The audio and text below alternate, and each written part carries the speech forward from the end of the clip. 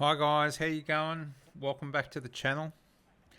We're in for a big night tonight. These events just seem to be getting bigger and bigger and bigger.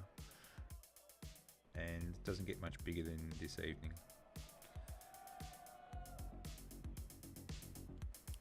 So we're pretty excited to see what comes out of tonight's session. We're going to focus primarily tonight in this video on the Robotaxi.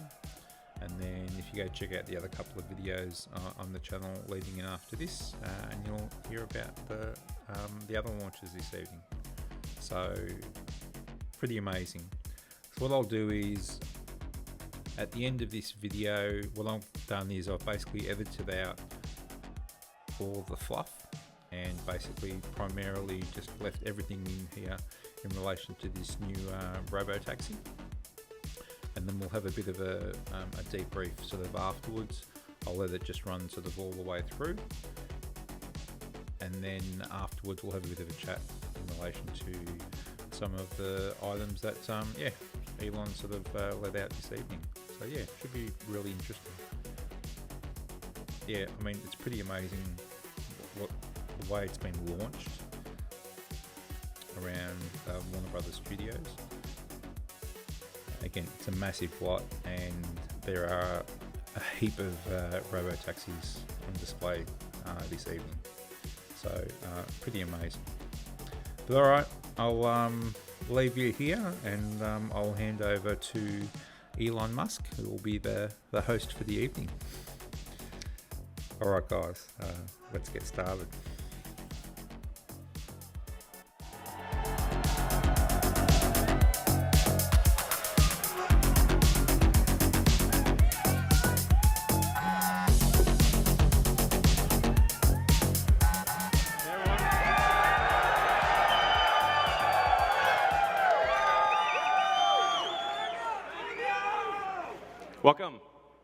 Welcome to the Wii Robot Party.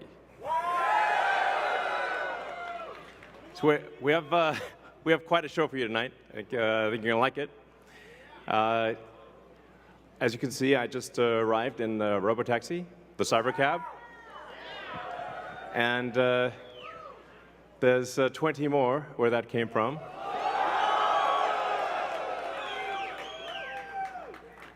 So they've been traveling. There's no people in them, as you can see. The car's just going by with no people.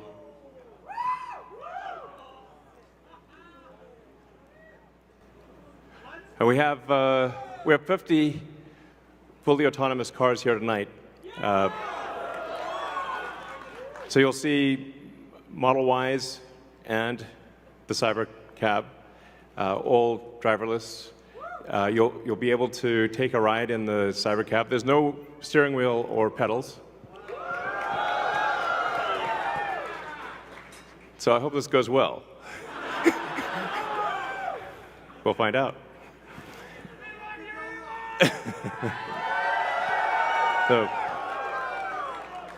So you see a lot of sci-fi movies where the future is dark and dismal, where it's not a future you want to be in. So, like, I love Blade Runner, but I don't know if we want that future. I think we want that duster he's wearing, but not the bleak apocalypse. We want to have a fun, exciting future that if you could look in a crystal ball and see the future, you'd be like, yes, I wish I could be there now. That's what we want. So when we think about transport today, there's a lot of kind of pain that we take for granted that we think is normal.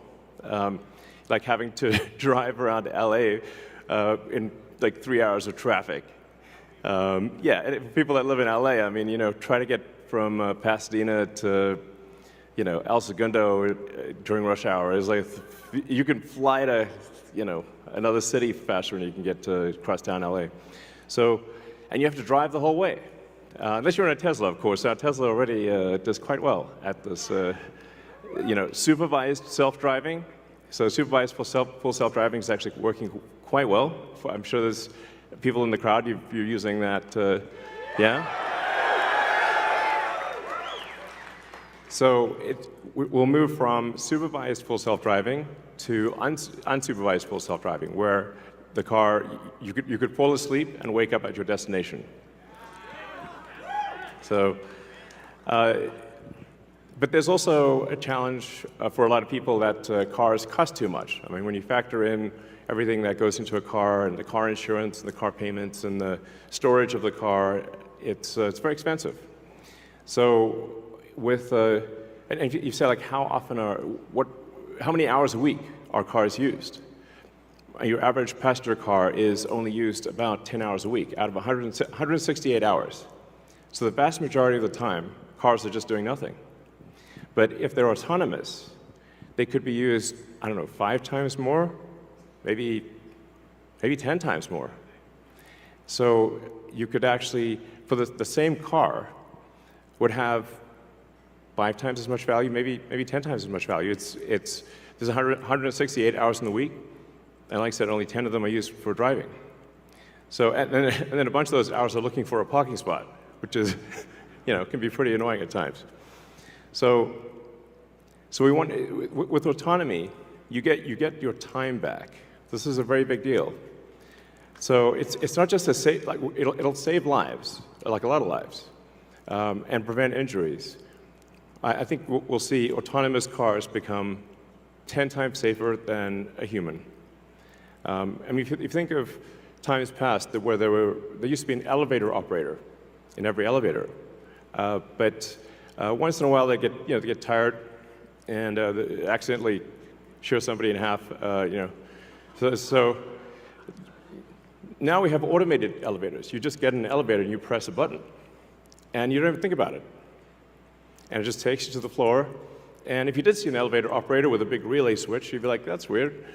Now, that's how cars will be.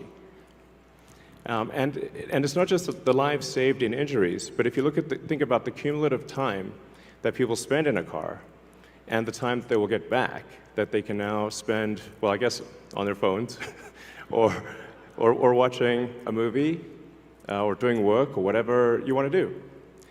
You can think of the car in an autonomous world as being like just a little lounge. You're just sitting in a comfortable little lounge, and you can do whatever you want while you're in this comfortable little lounge. And when you get out, you will be at your destination. So, yeah, it's going to be awesome.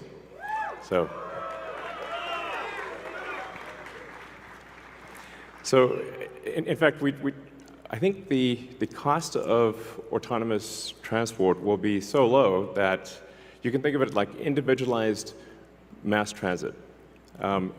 The average cost of a bus per mile for a city, not the ticket price because that is subsidized, but the average price is about $1 a mile. Whereas the cost of Cybercab, we think probably over time, from the operating cost is probably going to be around 20 cents a mile. And price, including taxes and everything else, probably ends up being 30 or 40 cents a mile. So yes, and you will be able to buy one.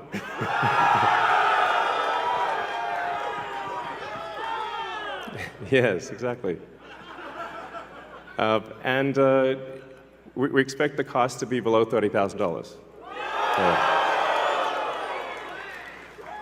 And I think there'll be an interesting, business model where, like, let's say somebody is an, Uber or Lyft driver today, where they can actually sort of manage a fleet of cars, and sort of manage, 10, 20 cars, and just sort of, take care of them like a shepherd tends their flock.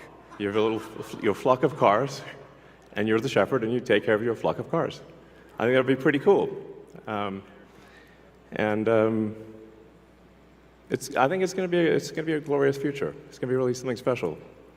So, yes, good, all excellent questions. So, we do expect actually to start fully autonomous, unsupervised FSD in Texas and California next year. And that's with the Model 3 and Model Y. And then we expect to be in production with the Cybercab, which is really highly optimized for autonomous transport in probably, well, I tend to be a little optimistic with timeframes, but in 2026. So, yeah. Before 2027, let me put it that way. And we'll make this vehicle in very high volume, and but well before that, you will experience a robotic taxi via the Model 3 and Model Y program, and Model S and X too. But your 3 and Y will achieve unsupervised full self-driving with permission in wherever regulators essentially approve it in the U.S. and then to follow in outside the U.S. So, and it's Cybertruck too. Yes, of course. Sorry, I don't want to forget. Yes. All our cars are basically all cars that we make. So let's not get nuanced here. All right, next slide. So one of the reasons why the computer can be so much better than a person is that we have millions of cars that are training on driving. So it's like living millions of lives simultaneously and seeing very unusual situations that a person in their entire lifetime would not see. But hopefully, yeah, exactly. So, so with that amount of training data, it's obviously going to be much better than what a human could be, because you can't live a million lives. And it's also, it can see in all directions simultaneously, and it doesn't get tired or text or any of those things. So it will naturally be, like I said, 10, 20, 30 times safer than a human, just for all those reasons. And I want to emphasize that the solution that we have is AI and vision. So there's no expensive equipment needed. So the Model 3 and Model Y and S and X that we make today will be capable of full autonomy unsupervised. And that means that our cost of producing the vehicle is low. Now, we are going to actually overspec the computer for the Cybercab. So our AI5 computer will be somewhat overspec'd. And because I think there's actually also an opportunity, sort of like in Amazon Web Services, where if the car is driving for 50 hours a week, there's still over 100 hours left. And there's a potential there to have a massive amount of distributed inference compute, where if you've got, like, say, a fleet of 100 million vehicles and a kilowatt of efficient inference compute, you have 100 gigawatts of compute, which is really quite substantial. And if it's there, you might as well use it. So, yeah, so that I think will make sense. So, all right. So our autonomous future is here. As I said, we've got 50 Teslas driving autonomously. We're trying to give you a sense of what cities will be like in the future. And when you get in, you'll see, like, it's really quite a wild experience to just be in a car with no steering wheel, no pedals, no controls, and it feels great. So, and we have enough vehicles here, so everyone should be able to try it out and experience the set that we've built here. It's a very big set, so it's like really, we've used, I don't know, 20, 30 acres or something like that. It's really big. So it goes on, the ride's long. And we set it up to feel like a ride, like a park ride. So it'll be cool, and you'll get to experience it tonight.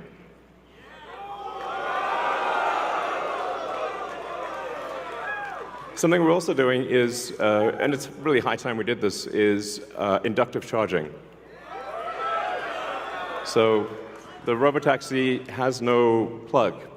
It just goes over the inductive charger and charges. So yeah, it's kind of how it should be. Thanks, guys. I love you too. So one of the things that is really interesting is how will this affect the cities that we live in? And when you drive around a city, or when the car drives you around a city, you'll see there's a lot of parking lots. There's parking lots everywhere, parking garages. So what would happen if you have an autonomous world is that you can now turn parking lots into parks. And so we're taking the ing lot out of parking lot. Welcome. All right, guys, so that was a pretty epic launch. There's quite a bit to unpack there. So what we'll do is I'll go through, I suppose, each of the main points is the way I see it. And we'll just have a bit of a chat, and I'll hypothesize about a few things. But I think first off, initially, we'll talk about the Cybercab itself. I suppose externally and internally, I've been trawling the internet, having a look for all sorts of bits and pieces that we could pick up in relation to the people there, obviously, on the night, and their experiences in driving it, and whether or not they were able to pick up anything in particular. So the obvious things, I suppose, in relation to the Cybercab itself, externally, so it is actually painted. It's a metallic gold paint. It looked almost like a brushed metal. I think there was quite a few people on the stream who weren't quite sure whether or not it was actually painted or not. So it definitely is painted. You've got those butterfly doors, which are quite amazing. I don't know how they're going to work in underground car parks. They looked actually a little bit taller than probably about 2 meters, which is generally the standard height there. But again, obviously I'm sure that they've thought of that, and whether or not it stops at a certain height and senses all that sort of stuff, which I'm sure it will. I mean, they've got the Model X with the Batwing doors, so no issues there. Also, it's got the Matrix headlights, which look pretty epic. And again, obviously driving through the smoke, again, driving through the fog should be quite interesting with those. No door handles on the outside at all. Couldn't see anything even on the boot, and no buttons anywhere.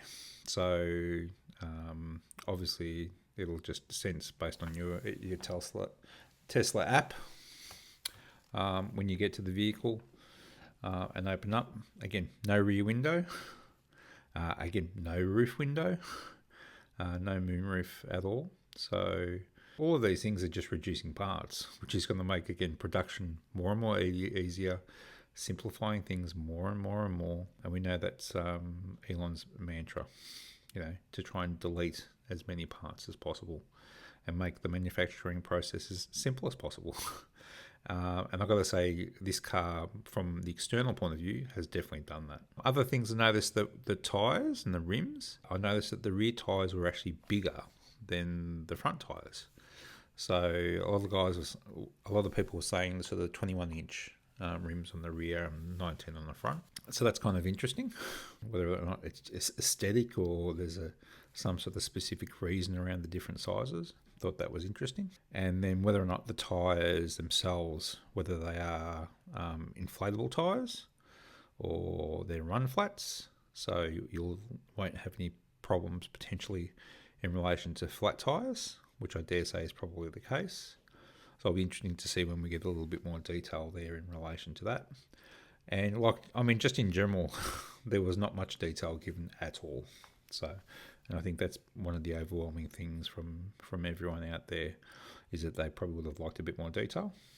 But again, I'm sure that'll come in the months and years ahead. And another big one was obviously the inductive charging. That's another problem in relation to this thing being fully autonomous, that you don't have to worry about charging it. So obviously they'll either retrofit existing sites where they could be basically either an inductive charging station or normal cable in the back of the Tesla. That's another thing that they've thought of well and truly. That's cool. And again, obviously there's no port for the plug. Whether or not there's actually a backup, whether or not just in case the inductive charging doesn't work, maybe in the boot or the trunk, there is one in there which comes out. I'm sure there will be some sort of backup situation there, because obviously they're not going to have inductive charging stations everywhere. So they were the obvious things from an external point of view. So when you open up those butterfly doors and you look inside, there ain't much to look at. So the obvious things: no steering wheel, no pedals, actually no mirrors as well. There didn't appear to be sort of any knobs or controls whatsoever in the Tesla, whether it be for electric windows or so forth. There was nothing except for the dash. Obviously, it's only a two-seater. And again, the main reason for that is the majority of trips are either one person or two people in general. So it's another part of basically keeping the overall costs down. Elon obviously advised that the price was, under that sort of 30 grand mark. So we'll see what happens sort of, when it does eventually launch. I dare say the simplistic nature of the car in its form obviously lends itself to be able to get to that price quite easily, I think. And obviously the FSD has developed to such a point now where, they'll be able to then switch on the existing fleet that has the right sort of hardware updates to be able to operate full FSD without an issue. So this one will be very simple and straightforward. So that's the Cybercab or the Robo Taxi in essence. Some other areas I wanted to sort of probably cover off was the autonomy. As we just sort of touched on there, one of the big things with the Robo Taxi, and again, this is going to come back to, the sub $30,000 car, and whether or not this Robo Taxi, the form of this will end up becoming the sub $30,000 car. Obviously, with that one, it would be a four-seater, or a five-seater at a minimum. And whether or not it will take a similar sort of form factor to this. People are assuming that it's going to be done on the same assembly line, which I think is probably a fair guess. But one of the big things, I suppose, is with this car being sort of fully autonomous, is basically the fact that, again, most people on average are only really driving their car probably anything up to about 10 hours per week. So, and with 168 hours in the week, obviously from the business side of it, if you wanted to pop your car off to work, plenty of time to do so.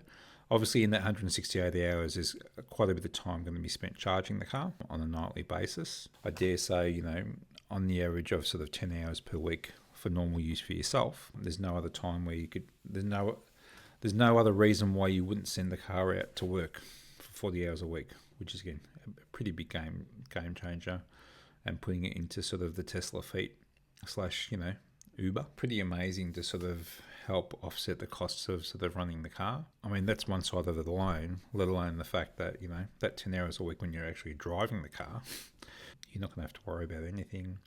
Again, you can use that time for either working or just chilling or just taking in the scenery. So one of the big things, I suppose, in life is managing your time, because time is absolutely precious. Having that time to go and do whatever you want is pretty amazing. So that's absolutely fantastic. Then obviously, next big thing is then safety. Obviously, being fully autonomous quoted the fact that it'll be at least 10 times safer than a normal human, which is, I think it's pretty evident with the way that FSD has been evolving. At the end of the day, the Tesla network of cars now is just accumulating so much training data in relation to making FSD via vision the ultimate autonomous mode, and super safe. I mean, at the end of the day, there's a suite of sort of cameras around the car, and literally, eyes in the back of your head and the side of your head. So it does all of this, and it does it all at once. So that's going to be a big game changer there as well. And by far, the safest car on the road. And then that sort of leads on to then, I mean, obviously there's the personal aspect of autonomy and then the time you'll get back yourself, but then there's also then the business aspect. So what is that going to do now with the Robotaxi basically taking on the likes of Uber and Didi, Lyft, taxis, That's going to be a big game changer there. And obviously the fact that you can obviously purchase the car. Again, what's to stop you purchasing the fleet of cars? And where do you stop? Obviously setting up a taxi, depending on where you are in the world, could be quite expensive, let alone the aspects of with, Uber, Diddy and Lyft. You do not have to worry about sitting in the car and actually working. It'll just do it all for you. So again, I'd hate to see what's going to happen to the share prices of these companies. Obviously, this is going to take quite a number of years for it to all roll out, but at the end of the day, how fickle the stock market is, when is the time to get out? So that'll be very, very interesting there. And then the follow-on effects, I suppose, because of how safe the cars are, what's going to happen to the likes of insurance companies, how's that going to all work? We now have to navigate, where does the liability lie? Are all these cars going to be insured by Tesla? What's going to happen there? That's another, again, revenue and income stream for them, obviously. Again, auto body mechanics, the old panel beater, are they eventually going to be out of a job? And again, obviously this is going to take decades and decades to evolve, but these are professions that, potentially in the futures could sort of start dying off. And then the obvious one is all the other car manufacturers out there that don't have this technology, and whether or not, obviously, Tesla licenses all of this out, which I think is the absolute inevitable. Another game-changing aspect there. And obviously the big thing is then the regulation side of it. So, Elon mentioned that the fact that these more than likely will be hitting the roads in the likes of Texas and California, and first up, and then it'll be interesting to see how long other regulators in different parts of the states and just simply all over the world, how quickly they are to move to make this all happen. It's pretty crazy, but the world just needs to be moving a lot quicker, because nothing's going to be slowing sort of Elon and Tesla down in sort of any way, shape or form. So, yeah. And then sort of going on from there, obviously then there's the environmental impact. Again, Elon mentioned the sort of, the parking garages. Again, I think his joke fell a little bit flat at the end there, very much scripted. But, do parking garages need to be as big as what they are? And again, obviously this will take sort of decades and decades to sort of come to fruition. With shopping centres dying and falling by the wayside, with the advancement of lots of online ordering and so forth, is this the same thing that's going to happen to the likes of car parks? And one of the things I absolutely hate is parking at the airport. It is an absolute nightmare. It is so damn expensive, and I spend too much time in airports. One of the things I dread the most is getting to the airport, let alone finding car parking as well. So it's something that'll be fantastic not to worry about at all. Yeah, it was interesting, I suppose. Then again, Elon's mentioned it a couple of times in relation to the fact that he's going to be up-speccing the computer in the Cybercab. So again, we'll see how this model works, but at the end of the day, 168 hours in a week, maybe 10 hours personal use, maybe 40 or 50 hours out to work on the road.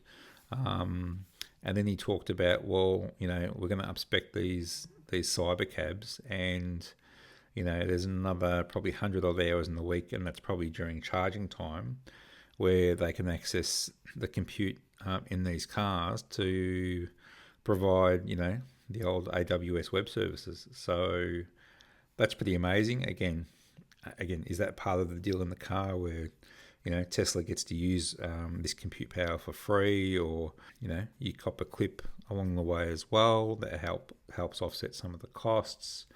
That'll be interesting to see sort of how that all sort of pans out.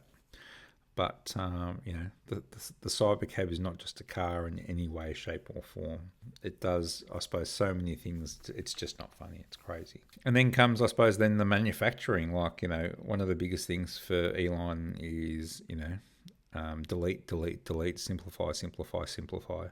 And you can see with the Robo Taxi that this has been done again to another level. So, and I assume the Gigapress will be involved in making, big chunks of the chassis in relation to this car. It's going to simplify.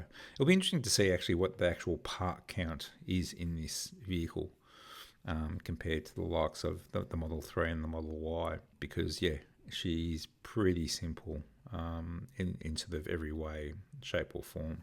And when is she going to launch? Well, in Elon time, we're talking 2026. So a couple of years away. I dare say, probably 2027 is looking good. Along the journey there is obviously then, when is the sub $30,000 car going to launch? Is that going to launch before the Cybercab or afterwards? I think a lot of people were disappointed that they didn't get a look at what the new sub $30,000 car is, or is it the Cybercab in disguise? I dare say not, because you couldn't have simply just a two-seater. I would think so. At the end of the day, there needs to be another class of car to be able to accommodate for a small family, and again, obviously carrying at least 4 people, definitely. So this would tick the box. Stretch it out a little, or in relation to the storage compartment, which seems to be quite large, throw a couple of seats in there. Overall, pretty amazing. We'll see what happens, and we'll see what else comes out in the next few months, and across the next year. I dare say there'll be more and more detail to come out. Also, another big part of the evening was the Robo van, Robo bus. So again, I'll cover that off in another video specifically, and then obviously Optimus. So pretty crazy event, lots to take in, but exciting times ahead. I trawled the internet high and low. That's all I could sort of find out at this stage. I hope you're enjoying the content. Any questions below, any feedback, drop them in the comments below. If you've got any more info, definitely let me know, and we'll delve into these things a little bit deeper as things unfold. All right, guys, take care. See you in the next video. Cheers. Bye.